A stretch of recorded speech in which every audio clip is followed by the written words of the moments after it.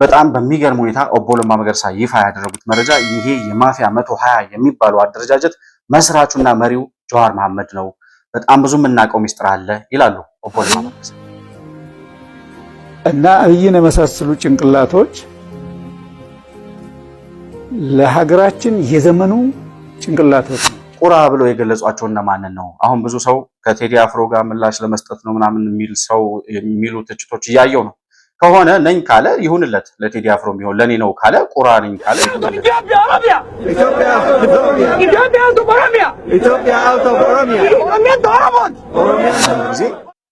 መገመት የሚባል ነገር አለ። አብረህ ስትሰራ ስልጣን ሲሰጥህ ጠቅላይ ሚኒስትሩን አሞግሰህ አወድሰህ በጣም ትልቅ መሪ ነው ምናምን ብለህ ስልጣን ግን ቲፒኤልኤፍ በዚህ መድረክ ላይ የተሳተፈበት በጣም ካንድ የሆነ በጣም ትሪክ የሆነ መንገድ እኔ ስለማውቀው እሱ ስለምታውቅ አይደለም፣ መረጃ ስለሌለህ እያጮረበልክ ነው። አሁን መረጃ የለህም። መረጃ ካለህ አምጣ። ውሸትክ ነው።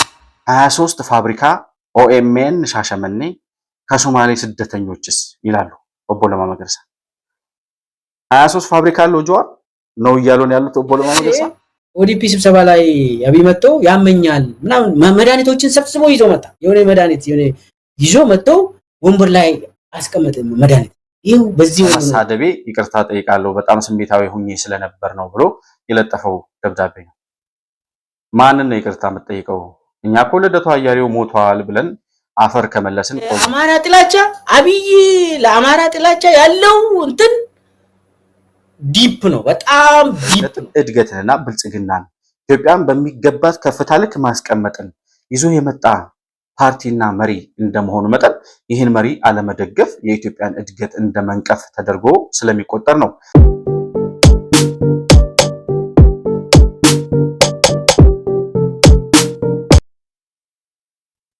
ሰላም ለእናንተ ይሁን። የተከበራችሁ የመሆን መልቲሚዲያ ቤተሰቦች እንደምን አላችሁ? ብሩክ የሾርቅ አሰፋ ነኝ ከመሆን መልቲሚዲያ። የዛሬውን የመረጃ ፕሮግራማችንን ይዘን መጥተናል። በዛሬ ፕሮግራማችን ጠቅላይ ሚኒስትር አብይ አህመድ ከአፍሪካ ህብረት በኩል የተሰጣቸውን አዲስ ሹመት እንመለከታለን። እንዲሁም ደግሞ ክቡር ኦቦ ለማ መገርሳ ከሰሞኑ በሶሻል ሚዲያቸው ላይ በተለይም የቴዲ አፍሮ አልበም ከወጣበት ጊዜ ጀምሮ የተለያዩ ሀሳቦችን እያጋሩ ይገኛሉ። ኦቦ ለማ መገርሳ ምን አሉ? ወዴት እየሄዱ ነው ወይስ ወዴት እየመጡ ነው የሚለውን ጉዳይ እንዳሰሳለን። በሶስተኛ ደረጃ ከዚሁ ጋር አያይዘን የምንመለከተው ጠቅላይ ሚኒስትር አብይ አህመድ በሰሞኑ ንግግራቸው አንድ መድረክ ላይ ባደረጉት ንግግር በቁራና በንስር መካከል ያስቀመጡት ልዩነትና እኛ እንደ ንስር ከፍ ብለን እንበራለን ሲሉ የተናገሩበትን ንግግር እናስታውሳለን። ከጠቅላይ ሚኒስትሩ ሹመትና ከኦቦ ለማ መገርሳ አዲስ አመጣጥ ጋር አያይዘን ምን ለማለት ነው የፈለጉት ጠቅላይ ሚኒስትሩ የሚለውን ጉዳይ በመረጃ እያስታከክን እያገናኘንና እያያያዝን የምንመለከት ነው የሚሆነው። ንስሮቹ እነማን ናቸው፣ ቁራዎቹስ እነማን ናቸው የሚለውን ጉዳይ የምንመለከት ነው የሚሆነው። ባነሳነው ሀሳብ ላይ ያላችሁን ሀሳብና አስተያየት በኮመንት መስጫው ላይ ልታሰፍሩልኝ ትችላላችሁ። መሆን መልቲሚዲያን ላይክ፣ ሰብስክራይብ እና ሼር ማድረጋችሁን አትርሱ። በሱፐር ቻት እና በሱፐር ስቲከር እንዲሁም ደግሞ የቻናላችን ሜምበር ወይም ደግሞ አባል ቤተሰብ በመሆን ድጋፍ ልታደርጉልን እንደምትችሉ እያስታወስኩኝ ከፕሮግራማችን ጋር አብራችሁ እንድትቆዩ በአክብሮት እጋብዛለሁ።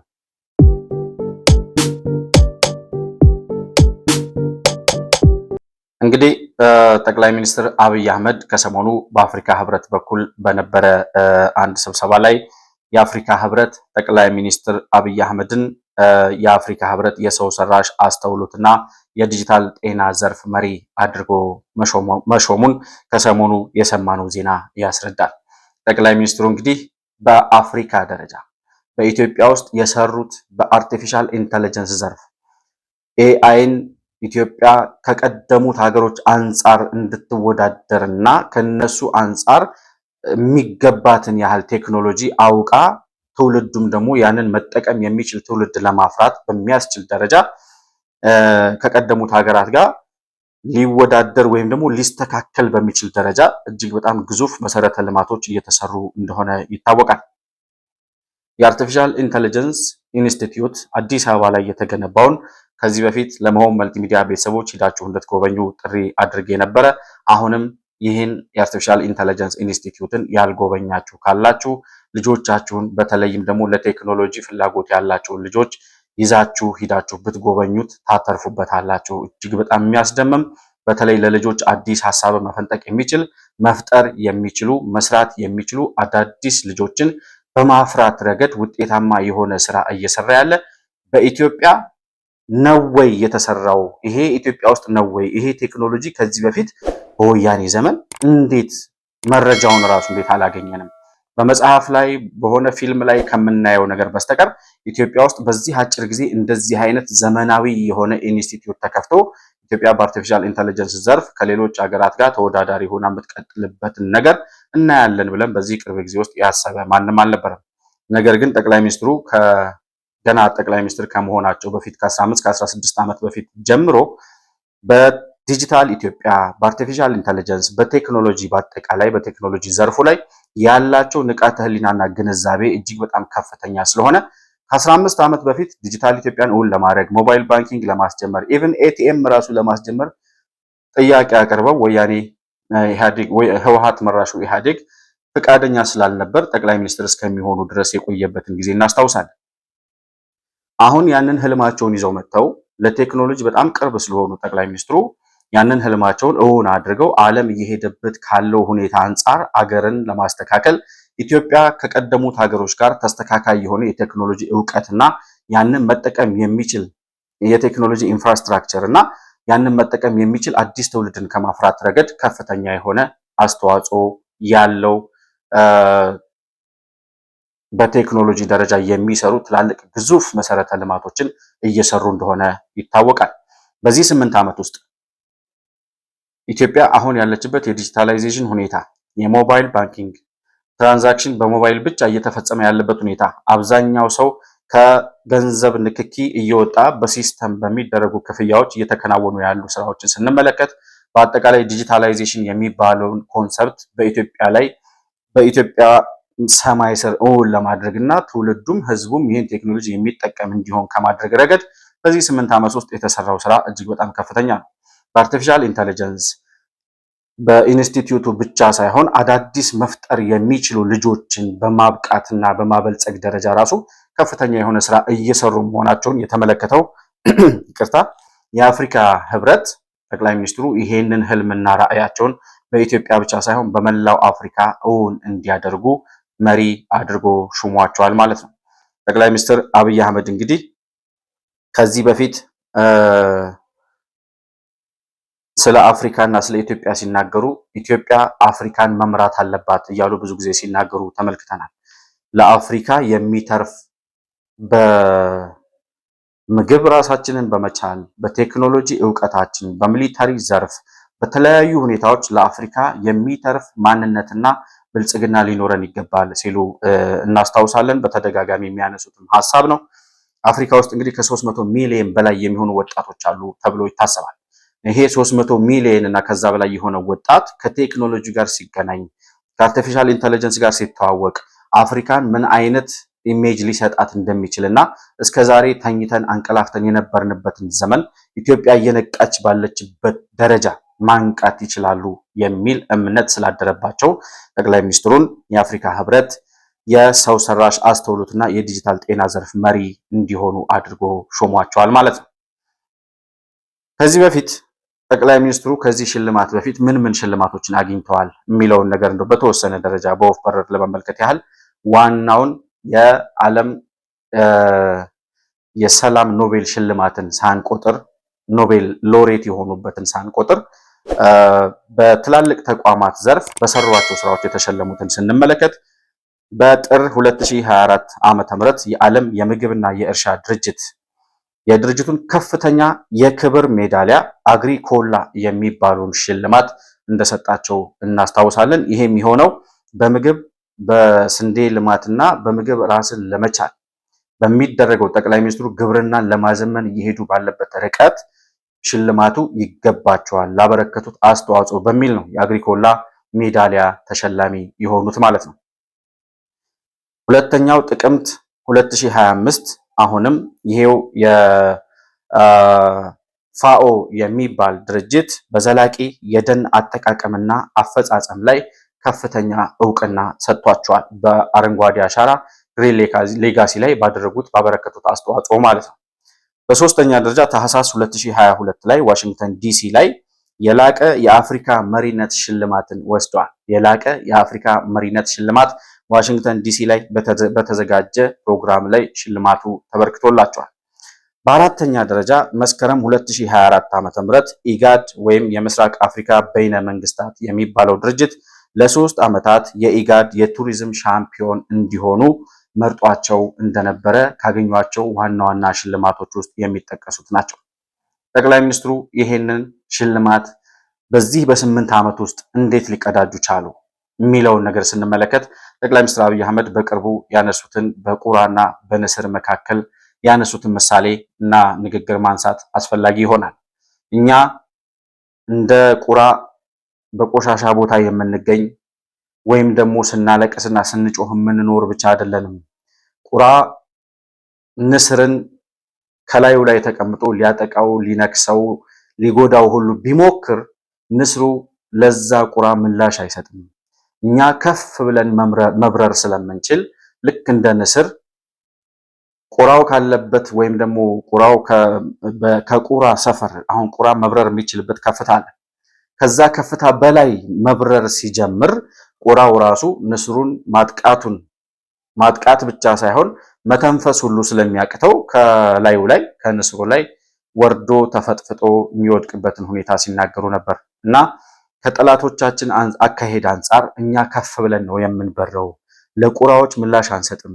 በየቦታው ለሚያለቅሱ በሂደቶች በነገሮች ሁሉ ምቀኞች ለሆኑ ክፋት እንጂ መልካም ነገር ለማይታያቸው ሁልጊዜ ከጥፋት በቀር ልማትን የማያውቁ ሰዎች ጋር እኛ ምንም ግንኙነት የለንም። እኛ ከፍታው ላይ ነን፣ በከፍታችን ነው የምንበረው ሲሉ እናስታውሳለን።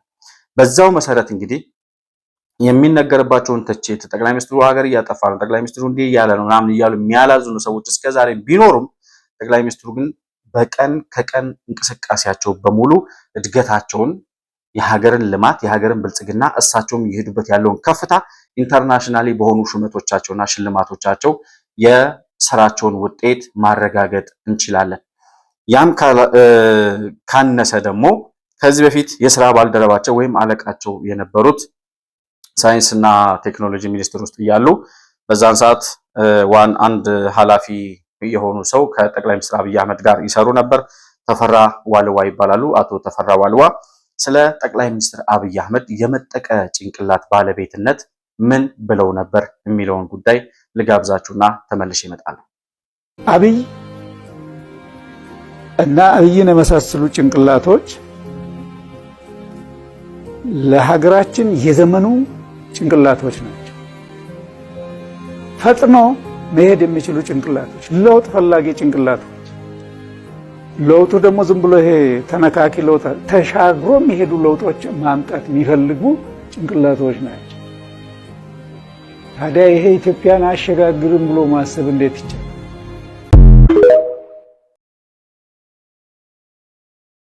እንግዲህ አቶ ተፈራ ዋልዋ ሲናገሩ እንደምትሰሟቸው አብይና የአብይን ጭንቅላት የመሰለ ጭንቅላት ያላቸው ሰዎች ለዘመናችን ለኢትዮጵያ ለዘመናዊት ኢትዮጵያ ለቀጣዩ ኢትዮጵያ የሚያስፈልጉ መፍጠን የሚችሉ አዳዲስ ሐሳብን ያውም ዝም ብሎ መፍጠር አይደለም፣ ውጤታማ በሆነና ዘላቂ በሆነ መንገድ አዳዲስ ነገሮችን መፍጠር የሚችሉ ዘመናዊ ዘመኑን የዋጁ ጭንቅላት ባለቤት ናቸው ይላሉ አቶ ተፈራ ዋልዋ።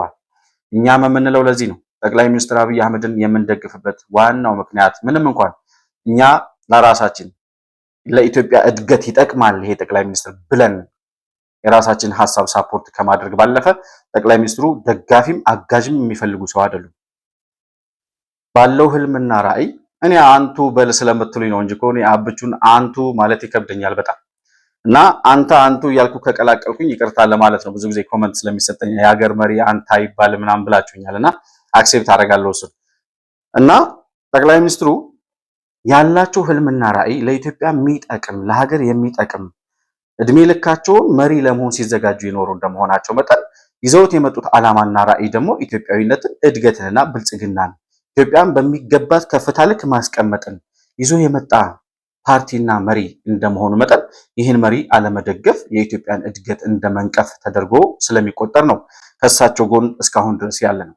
እሳቸውም ከኢትዮጵያዊነታቸው ዝንፍ ሳይሉ ከገቡት ቃል ሳይሸራረፉ በተናገሩት መሰረት ተግባራዊ እያደረጉ ያውም በላቀ አፈጻጸም ኢትዮጵያን በዚህ 8 ዓመት ውስጥ ይዘዋት የመጡበት ርቀት ስንመለከት ይሄ ጠቅላይ ሚኒስትር ከ83 ዓመተ ምህረት ጀምሮ ወያኔ 27 ዓመት የተዘፈዘፈበትን የስልጣን ዘመን እሳቸው ኑሮ ቢሆን ኢትዮጵያ እስከዛሬ የት ትደርስ ነበር ብለን እንድንቆጭ ያደርገናል።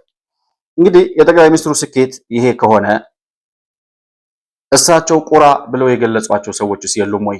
እንደ ንስር የሚሰሩ ጠቅላይ ሚኒስትር ከጠላቶቻቸው ሰፈር ርቀው በከፍታ እየበረሩ ያሉ ሀገርን ወደ ከፍታዋና ወደ ልዕልናዋ ለመውሰድ እየታገሉ ያሉ ጠቅላይ ሚኒስትር ቁራ ብለው የገለጿቸው እነማንን ነው? አሁን ብዙ ሰው ከቴዲ አፍሮ ጋር ምላሽ ለመስጠት ነው ምናምን የሚሉ ትችቶች እያየው ነው።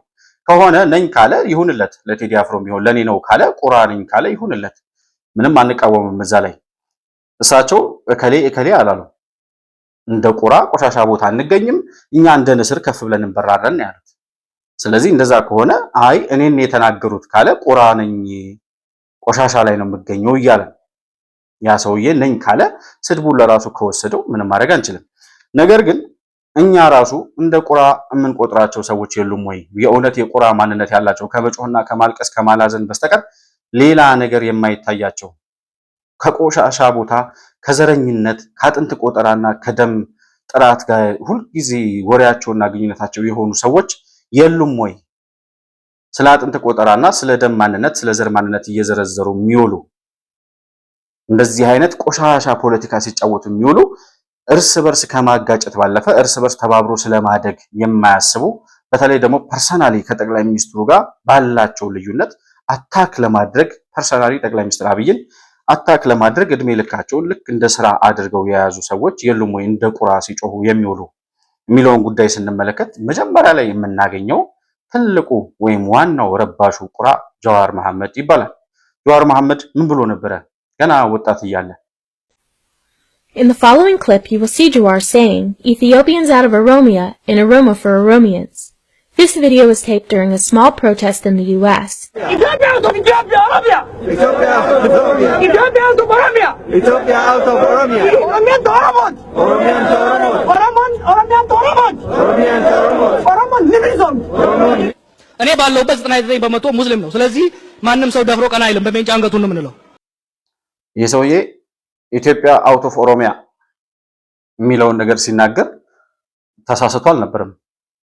አሁን ትንሽ ኢትዮጵያኒስት ምናምን የሆነ ምናምን የሚመስለው የዘረኝነት ፖለቲካ እየተበላበት እየተሸነፈ እያለፈ እየከሸፈ ጠቅላይ ሚኒስትር አብይ አህመድ ብልጽግና ፓርቲ እየሄደ ያለበት መንገድ በተለይም ሀገራዊ ምክክር ኮሚሽኑ እውን ሆኖ ተግባራዊ መሆን ሲጀምር እንደዚህ አይነት የዘር ፖለቲካ መጥፊያውና መክሰሚያው እየደረሰ መሆኑ ስለገባው አሁን ትንሽ ኢትዮጵያዊነት ያለው ወይም ደግሞ ኢትዮጵያዊ ነን የሚሉ ሰዎች አካባቢ በኢትዮጵያዊነት የሚከራከሩ የሚፎካከሩ ሰዎች ጋር ስንመለከተው ኢትዮጵያዊ ማንነት ኖሮት አይደለም።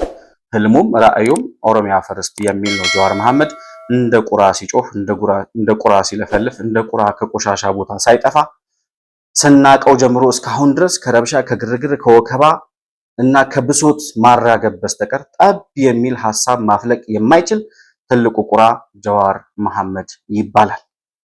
በሁለተኛ ደረጃስ እንደ ቁራ የምንመስላቸው ሌሎች ሰዎችም አሉ።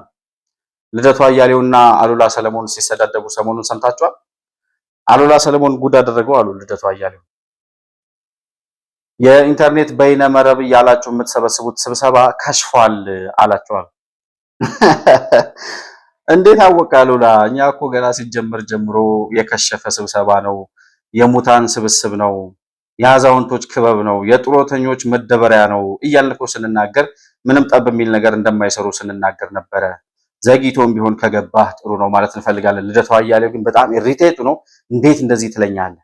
እንዴት ይሄ ስብሰባ ከሽፏል ትላለህ? አንተ አጭበርባሪ ነህ፣ ውሸታም ነህ እያለ በኢንተርኔት ህዝብ እያዳመጠው ሲሳደብ ነበር ልደቱ አያሌው። ከዚህ በላይ መረጃ ምን ላምጣልህ? እኛ ጽምዶን ስለጋበዙ ጋር ስለሚሰሩ አይደለም የጋበዝናቸው። እንደውም ከጽምዶ ጋራ የሚደረግን እንቅስቃሴ ተቃዋሚ ነን። እነዚህ ሰዎች ጨርሻለሁ። ያሳለፋቸው ሰዎች ነግሬህ እኮ ነው አይደለም እያልከኝ ያለኸው። ይኸውልህ አሁን የሚሻልህ ምን መሰለህ? የወንድምነት ምክር ልስጥህ። ስትናገር እኔ ለምክር አልመጣሁም እዚህ። በተለይ ደግሞ እኔን የሚመለከት ነገር ስትናገር ዝም ብለህ አትናገር። በዋዛ አልልቅህም። ስለአንተ እኮ አልተናገርኩም እኔ። ይኸውልህ አሁንም እኮ ከመረጃ ውጭ እየሄድክ ነው የምትናገር። አሁን እያልኩ ያለሁት እንደዚህ አይነት ነገር አድርጓል አልወጣኝም። ስብስባችን ያለሁበትን ስብስብ ነው በዚህ ውይይት ብቸኛው እኔን በግል መሰረት አድርገህ የተናገርክ አንተ ነህ። በዚህ ውይይት ሞገስ ምስክራችን ነው፣ ተመልካቾችም ምስክሮቻችን ናቸው። አክቲቭሊ የምሳተፍበትን ስብስብ በዛ መልኩ እየከሰስክ አንተ እኮ ልትቀየር ትችላለህ። በዚህ ስብስቡ ሞገስ እባክህ እንዴት ነው የራስን የምታየው? ልትቀየር እኮ ትችላለህ። ስብስቡ እኮ ሊቀጥል ይችላል። ሌላ ሰው እኮ ሊመጣ ይችላል። አዘጋጅ መድረኩን ያዘጋጃል። የስ ኤንድ አይ ሪስፔክት ዳት ባይ ዘ ዌይ። ነገር ግን ቲፒኤልኤፍ በዚህ መድረክ ላይ የተሳተፈበት በጣም ካንድ የሆነ በጣም ትሪክ የሆነ መንገድ እኔ ስለማውቀው እሱ ስለምታውቅ አይደለም፣ መረጃ ስለሌለህ እያጨረበልክ ነው። አሁን መረጃ የለህም። መረጃ ካለህ አምጣ። ውሸትክን ነው። የለህም መረጃ። መረጃ አምጣ። ለቃላት ግድፈቱ ለተጠቀምከው ቃላት ግድፈት እንደተጠበቀ ሆኖ እኔ እያልኩ ያለው ውሸት አይደለም፣ ነጭ ውሸት ነው ያዋሸኸው። አሁን አይደለም፣ ውሸት አይደለም። አምጣ እሺ መረጃውን። 3 የትግራይ ተወላጆች ተሳትፏል። 3ቱም የህወሓት ሰዎች ናቸው። አልተሳተፉም። 2 ናቸው። አቶ አባይ አይቻለሁ። አቶ አባይ በተናጋሪነት አይደለም የተሳተፈው። ተሳትፎ ነው ያየሁት እኮ እንጂ አዳምጠኛ ልንገርህ። እስኪ አዳምጥ ትንሽ። ተናጋሪዎቹ እየተናገርኩ ነበረ። ከዛ እነዚህ ሰዎች ናቸው እንደ ቁራ የሚመሰሉት፣ ለራሳቸው ክብር የሌላቸው፣ ለሚያደምጣቸው ሰው ክብር የሌላቸው፣ ስለሚያወሩት ነገር ምንነት ለራሳቸው ያልተገነዘቡ፣ እድሜ ልካቸውን በጥላቻ ኑሮ በጥላቻ የሚሞቱ ሰዎች ናቸው። እና ልደቱ አያሌው እንደዚህ የከሸፈ ህዝባዊ እምቢተኝነት የሽግግር መንግስት እያሉ ጥሮተኞችን ሰብስቦ የሚያዘጋጀው ስብሰባ አብሮነት ለኢትዮጵያ በሚባለው ማህበር ወይም ድርጅት ስር ያ ስብሰባ ከሽፏል፣ ህወሓት ነው የሚመራው ያን ስብሰባ ብሎ መሞቱን አደባባይ ላይ ስላረዳው ነው እንደዚህ የተበሳጨው። እንደዛ ተበሳጭቶ ከተሳደበ በኋላ ይቅርታ ጠይቋል ልደቱ አያሌው። እዚህ ጋር የምትመለከቱት ደብዳቤ ያኔ እንደዛ ብዬ ስለተናገርኩኝ በመሳደቤ ይቅርታ ጠይቃለሁ፣ በጣም ስሜታዊ ሁኜ ስለነበር ነው ብሎ የለጠፈው ደብዳቤ ነው። ማንን ነው ይቅርታ የምትጠይቀው? እኛ እኮ ልደቱ አያሌው ሞቷል ብለን አፈር ከመለስን ቆየን እና ዛሬ ላይ ልደቱ አያሌው ሰው ሆኖ እኔ እንደዚህ በማለት የሚቀየመኝ ሰው አለ ብሎ ማሰቡ በራሱ አንተን መጀመሪያ እኮ እንደ ሰው የሚመለከት ሰው ሲኖር ነው ልደቱ አያሌው እንዴት ይሄን ክፉ ቃል ይናገራል የሚባለው። ከክፋት ወጥተህም አታውቅ፣ ከጥላቻ ርቀህም አታውቅ። እድሜ ልክህን ጥላቻና ዘረኝነት ስትሰብክ የምትኖር የህወሓት አጎብዳጅና ፍርፋሪ ለቃሚ መሆንህን ሁሉም ሰው ስለሚያውቅ ያንተን ይቅርታ የሚፈልግም ሰው ያለ አይመስለኝም። በአጠቃላይ ግን ቁራዎቹ የሚባሉት በሻዕቢያው በህወሓት ወገን ያለው አሁን ትንሽ የማገገም ምልክት እያሳየ ቢሆንም አሉላ ሰለሞን አንዱ ነው። ሁለተኛው ትልቁ ቁራ ልደቱ አያሌው ይባላል ለማለት ነው። በሶስተኛ ደረጃ የምጋብዛችሁ ደግሞ በጣም ምስኪን የሆነ ቁራ አለ። ሚልኬሳ ሚዳጋ ይባላል። ይሄ ሰውዬ ስለ አብይ እየተነተነ አብይ እያለ ሲያወራ የምንሰማው ከአብይ ውጪ ሐሳብም ራዕይም ህልምም የሌለው ጠቅላይ ሚኒስትሩ ያረጉትንም ያላረጉትንም በመናገር ስልጣን አገኛለሁ ይሄን መንግስት እንቀይራለን ብለው ከሚያስቡት ድኩማኖች መካከል አንዱ የሆነው ሰው እና አብይ ኢትዮጵያዊ አይደለም ምን አገባው ስለ ኢትዮጵያውያን ይላል። ደስ ሲለው ደግሞ አብይ ያማዋል ይላል። ይሄ ሰው አማራ ጥላቻ አብይ ለአማራ ጥላቻ ያለው እንትን ዲፕ ነው፣ በጣም ዲፕ ነው። የሆነ ጊዜ ኦዲፒ ስብሰባ ላይ አብይ መጥቶ ያመኛል ምናምን መድኃኒቶችን ሰብስቦ ይዞ መጣ። የሆነ መድኃኒት የሆነ ይዞ መጥቶ ወንበር ላይ አስቀመጠ። መድኃኒት ይሄው በዚህ ነው የምኖረው። ለማ ወደ ላይ መጥቶ ከፕሬዝዳንትነት ለቆ እኔ ጋር መጥቶ እኔን ያግዘኛል ስብሰባ ላይ። እኛ ደንግጤ ወይኔ ጠቅላይ ሚኒስቴራችን እንደዚህ አሞ እንደዚህ መድኃኒት እየዋጡ ነው እንደዚህ ነው። ለማ ገዱ እየመጣ ነው። ለማ መጥቶ ያግዙኛል መድኃኒት ያሳይቶ ደርዘን ይዞ መድኃኒት። እንግዲህ ይሄ ሰውዬ ራሱ ጤነኛ ሆኖ ነው አሁን ጤነኛ ነኝ ብሎ አስቦ ነው ጠቅላይ ሚኒስትሩን ያመዋል እያለ የሚናገረው ማለት ነው። ሚልኬሳ አሁን ሰው ብሎ ዶክተር ነው ደግሞ ዶክተር ማለት ስለማልፈልግ ነው እሱን በዚህ ቅር የሚለው ሰው ካለ ይበለው ችግር የለውም። ይሄን ኃላፊነት ወስዳል። ሚልኬሳ ግን ለራሱ በሽተኛ ሆኖ ያለበት የአእምሮ ዘገምተኝነት እጅግ በጣም በግልጽ እየታየ ነገር ግን 130 ሚሊዮን ህዝብ የሚመራውን ትልቅ ጠቅላይ ሚኒስትር ራዕይና ህልም ኖሮት ሀገርን ለማሻገር እየተጋ ያለውን ጠቅላይ ሚኒስትር በዚህ ደረጃ ለማቃለልና ለማንቋሸሽ የሚሞክር ሰው ነው። በሙሉ ቪዲዮዎቹ ስትመለከቱ ከአብይ ውጪ ምንም ወሬ የለውም ሰውየው። አብይ ኦሮሞን ይጠላል፣ አብይ አማራን ይጠላል፣ አብይ ኢትዮጵያን ህዝብ ሊያጠፋን የመጣው ኢትዮጵያን አፈርሳታለሁ ብሏል፣ ኢትዮጵያን እገዛታለሁ እንጂ አልመራትም ብሎ ተናግሯል። በቃ እንደዚህ ነው የሚለፈልፈው አብይ አብይ አብይ ሲል የሚለው እና አፍ የፈታው ምናልባት ያኔ ጦት እንደጣለ አፍ የፈታው በአብይ ስም ይመስለኝ እና ምስኪኑ ቁራ የምንለው ደግሞ ሚልኬሳ ሚዳጋ ነው ለማለት ነው። እነዚህ ሰዎች በሙሉ የምታዩቸው እንደ ቁራ ሲለፈልፉ የሚውሉ አንድ ጠብ የሚል ነገር መስራት የማይችሉ እንኳን አይደለም ከጠቅላይ ሚኒስትሩ ካለበት ከፍታ አንጻር አይደለም በወያኔ ዘመን ከነበሩ ተቃዋሚዎች አንጻር እንኳን ስንመለከታቸው ሚዛን የማይደፉ የቀለሉ ገለባዎች ሆነው እናገኛቸዋለን። አንዱ ደግሞ ከጠቅላይ ሚኒስትሩ ጋር አብሮ ከሚሰሩ ሰዎች መካከል እና ስልጣን ሲያጣ መስራት ሳይችል ሲቀር ጠቅላይ ሚኒስትሩ በሚሄድበት ርቀት ልክ አብሮ መጓዝ ሳይችል ሲቀር ልክ እንደ ቁራው ከጠቅላይ ሚኒስትሩ ላይ ተፈጥፍጠው ከወደቁት መሪዎች ማነው ባለስልጣናት መካከል አንዱ ዮናስ ዘውዴ ይባላል። ዮናስ ዘውዴ እንግዲህ የፍልስፍና ምሁር ነኝ ይላል። ወጣት ነው። እኛም በተወሰነ ደረጃ እኔም መጽሐፉን ገዝቼ ሄምሎክ የሚል መጽሐፍ አለው ለማንበብ ሞክሬ ነበረ። መጽሐፉ ራሱ ስለምን እንደሚያወራ ምን እንደፈለገ ራሱ ግልጽ አይደለም። ለማጣጣል ፈልጌ አይደለም፣ ግን ጨርሼዋለሁ። ግን የሚጠቅም ነገር እንኳን መጽሐፍ የማይችል ሰው ነገር ግን አሁን ደግሞ የጠቅላይ ሚኒስትሩ ተቺ ተቃዋሚ ሆኖ ብቅ ብሏል። ምን ሆኖ ነው ይሄ ሰውዬ የሚለውን ነገር ስንመለከት ከጠቅላይ ሚኒስትሩ ጋር አብሮ ይሰራ ነበር። ሹመትም ነበረው ጠቅላይ ሚኒስትር ጽሕፈት ቤት። ከዛ በኋላ አዲስ አበባ ከተማ አስተዳደር የኮሚኒኬሽን ምናምን ጉዳዮች ኃላፊ ሆኖ ተሾሞ ነበር። ጠቅላይ ሚኒስትር አብይ አህመድ ጋርም ወይዘሮ አዳነች አቤቤ ጋርም በእነሱ ፍጥነት ልክ መሄድ ሲያቅተው ስልጣኑን ያጣ ሰው እና ስልጣኑን ሲያጣ አሁን ተቃዋሚ ሆኖ ቁጭ ብሏል። የሚጽፈው ስለ አብይ ነው፣ የሚጽፈው ስለ ቴዲ አፍሮ ነው። ቴዲ አፍሮ እንደዚህ ብሎ ሀገር እየፈረሰች እየሞተች መሆኑን ምናምን በመናገሩ አድንቆ እየጻፈ ያለ ነው እና ይሄ ሰውዬ አንዳንድ ጊዜ መገመት የሚባል ነገር አለ። አብረህ ስትሰራ ስልጣን ሲሰጥህ ጠቅላይ ሚኒስትሩን አሞግሰህ አወድሰህ በጣም ትልቅ መሪ ነው ምናምን ብለህ ስልጣንህን ስታጣ ሀገር ሊያፈርስ የመጣ ምናምን ህዝብ እየሞተ ህዝብ እያለቀ ምናምን ብለህ የምታወራ ከሆነ እንዴት ነው የምንተማመነው? እንዴት ነው አብረን የምንኖረው? እንዴት ነው እናንተን ሰው ብለን ማሰብ የምንችለው? ባይዘው ይሄ ልጅ ጠቅላይ ሚኒስትሩ ዳዲ ብሎ ነበር የሚጠራቸው አሉ ዶክተር ዮናስ እና አንድ ስብሰባ ላይ ጠቅላይ ሚኒስትሩን በአጋጣሚ አገኘውና ዳዲ ብሎ ጠርቶ እኔ ቤተሰብ የለኝም፣ እናት አባት የለኝም፣ የሚረዳኝ የለም እና ትምህርቴን መማር እፈልጋለሁ፣ ትምህርቴን እንድጨርስ እንዲረዱኝ እፈልጋለሁ ብሎ ተናገረው። ከዛ ጠቅላይ ሚኒስትሩም አዝኖ ጠቅላይ ሚኒስትር ጽሕፈት ቤት ስራ እንዲሰራና ትምህርቱን እንዲጨርስ ያደረገው ጠቅላይ ሚኒስትር አብይ አህመድ ነው። ጠቅላይ ሚኒስትር ጽሕፈት ቤት ውስጥ ስራ እንዲያገኝ ከዛ ትምህርቱን እንዲጨርስ የረዳው ከዛም ሲጨርስ ባለስልጣን አድርጎ ያስቀመጠውን ሰው አይ በእኔ ፍጥነት ልክ እየመጣህ አይደለም ብሎ ዙፋንህን፣ ስልጣንህን ወይም ሹመትህን ሲነጥቀህ ቢያንስ ስልጣኑ ቢቀር አሁን ላለህበት ሌቭል አሁን ላለህበት ከፍታ ያደረሰህ የሱ እጅ እንደሆነ ከታወቀ ይህን ጽሁፍ የጻፈው ባይዘው ፌስቡክ ላይ እዚህ ላይ ስክሪንሾት አድርጌ የምታዩትን ይህን ጽሁፍ የጻፈው ዶክተር ዮናስን በቅርብ የሚያውቀው የዛኔ ዳዲ ብሎ ጠቅላይ ሚኒስትሩን ሲያናግር አብሮት የነበረ ሰው እና በዚህ ደረጃ ያደረገላቸው ሰዎች እንኳን ለመክዳትና ለመፈጥፈጥ ወደኋላ የሚሉ ሰዎች አይደሉም። ደግሞ ችግራቸው ሁልጊዜ ከጠቅላይ ሚኒስትሩ ጋር ሹመት ሲያገኙ ከሱ ጋር ይለጠፋሉ። ሹመት ሲያጡ ልክ እንደ ቁራ እየለፈለፉ ከጠቅላይ ሚኒስትሩ ከፍታ ጋር አብረው መጓዝ ሲያቅታቸው እንደ ቁራው እየወረዱ የሚፈጠፈጡ ሰዎች ናቸው ማለት ነው። እና አሳዛኙ ቁራ ደግሞ አሁን የነገርኳችሁ ዮናስ ዘውዴ ይባላል ማለት ነው። ፕሮፌሰር ነኝ ዶክተር ነኝ ይላል። ዶክተር ዮናስ ዘውዴ ማለት ነው።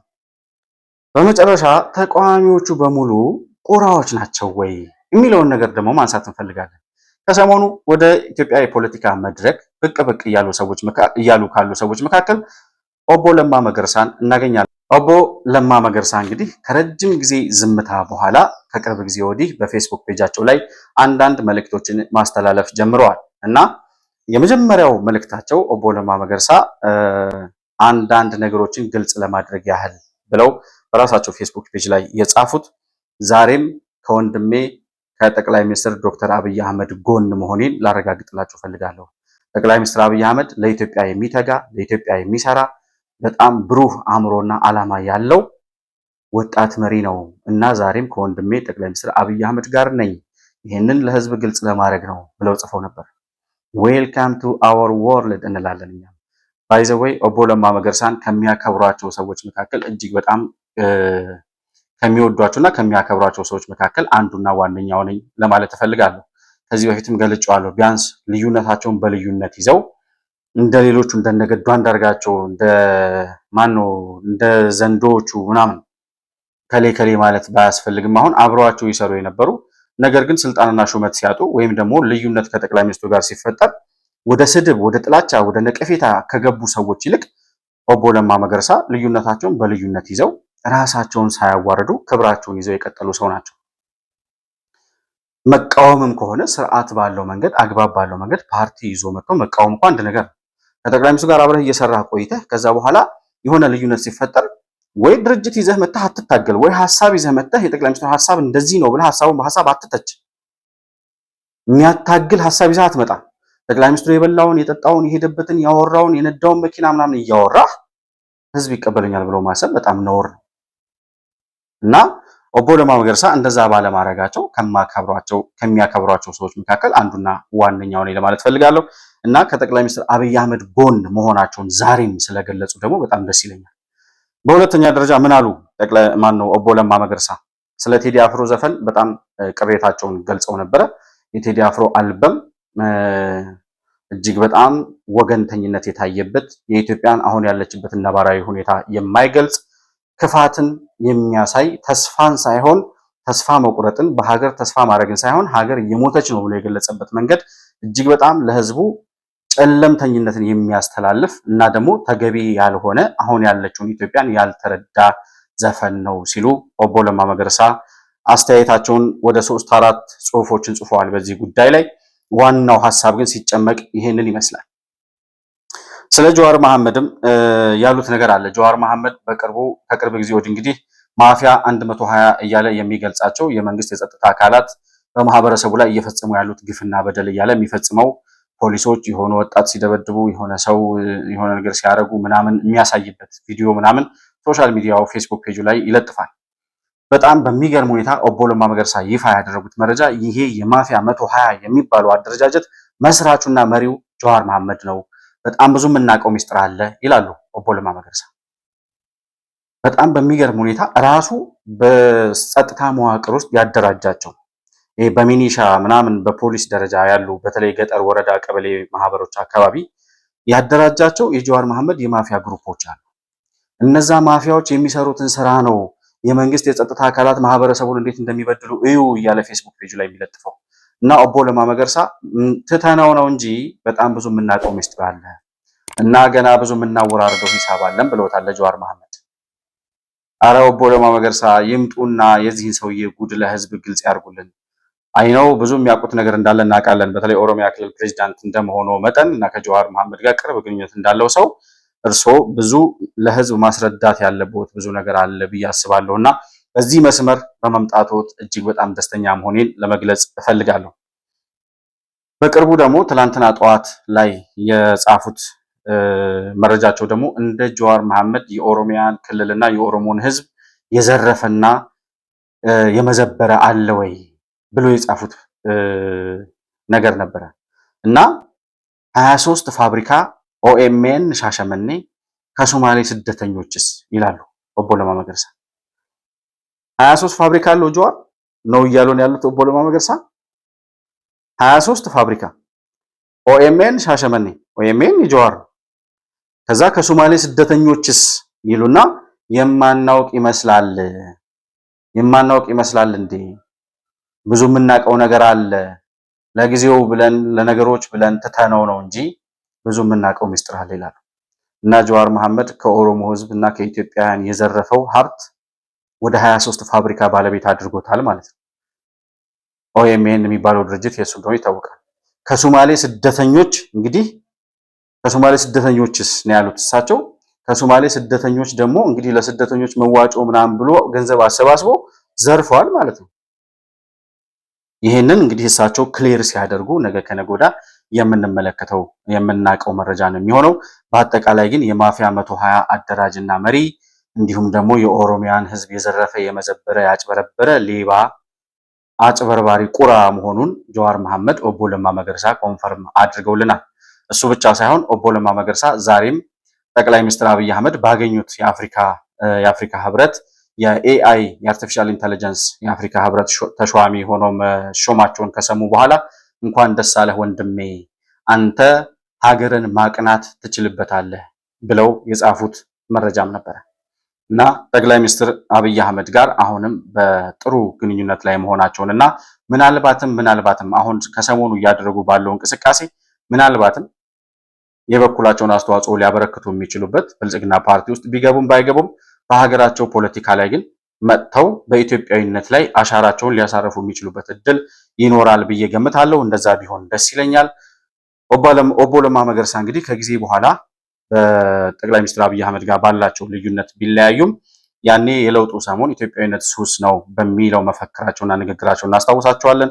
ከምንወዳቸውና ከምናደንቃቸው ባለስልጣናት መካከል አንዱ ናቸው። ጠቅላይ ሚኒስትሩ ባነሱት መሰረት ቁራዎቹና ንስሮቹ ብለው ባስቀመጡት መሰረት ተቃዋሚ ሁሉ ቁራ በቁራ የሚመሰል ሳይሆን እንደ ኦቦ ለማ መገርሳ በልዩነት ላይም ቢሆን እንደ ንስር ከፍ ብለው መብረር የሚችሉ በተቃውሞ ጎራ ያሉ ሰዎች መኖራቸውን ለማሳየት ያክል ነው። በአጠቃላይ የጠቅላይ ሚኒስትሩን ሹመት እንዲሁም ደግሞ ቁራዎቹና ንስሮቹ እነማን ናቸው በሚለው ሐሳብ ዙሪያ ያዘጋጀሁት መረጃ ይህንን ይመስላል። ሌሎች አዳዲስ መረጃዎችና አዳዲስ ክስተቶች በሚኖሩበት ጊዜ በቀጥታ ወደ እናንተ ይዘን የምንቀርብ ነው የሚሆነው። ለዛሬ ግን የነበረኝን ፕሮግራም እዚህ ላይ እቋጫለሁ። መሆን መልቲሚዲያን ላይክ፣ ሰብስክራይብ እና ሼር ማድረጋችሁን አትርሱ። በሱፐር ቻት እና በሱፐር ስቲከር እንዲሁም የቻናላችን አባል ወይም ሜምበር በመሆን ድጋፍ ልታደርጉልን እንደምትችሉ እያስታወስኩኝ በአነሳነው ሐሳብ ላይ በተለይም በኦቦ ለማ መገርሳ ላይ ያላችሁን ሐሳብ በኮመንት መስጫው ላይ ልታሰፍሩልኝ ደስ ይለኛል። ከፕሮግራሙ ጋር አብራችሁ ስለነበራችሁ እጅግ በጣም አድርጌ አመሰግናለሁ። በሌላ ፕሮግራም በአዲስ መረጃ እስከምንገናኝ ድረስ ሰላም በያላችሁበት ለእናንተ ይሁን።